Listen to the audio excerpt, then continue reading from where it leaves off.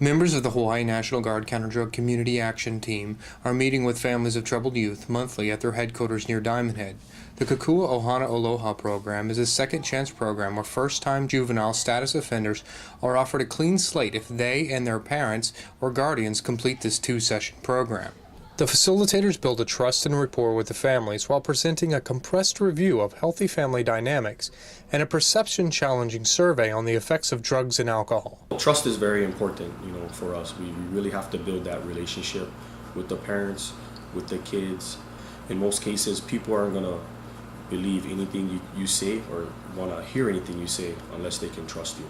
Each evening, adults and teens are surveyed to gauge their comprehension of the material. We have to make sure that, number one, what we're doing here is being effective. So that's why we're doing the pre and post surveys at the beginning of every session, and then we bring in our partners from all different communities, so then that way when they go back to where they come from, they actually have the resources that they need.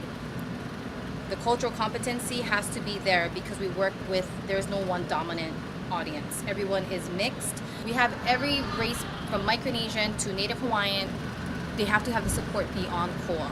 So because we cannot support them beyond COA, we're hoping that by bringing our partnerships in prevention, that they can follow up and do the follow-throughs with the families that actually need it. Guest speakers from the Honolulu Police Department and the Victoria Ohana provide facts and motivational materials to help families transition to a healthier dynamic. Say, anybody? What do you want now? Because she knew I wanted something. At the close of the program, youth pledge not to use alcohol until they are 21, while parents pledge to have a clear and concise conversation with their children about the dangers of underage drinking.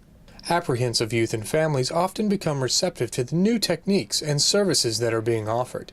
I was sent a letter stating that I had to because my daughter ran away, and I called the police, and I didn't think that any of this was going to happen.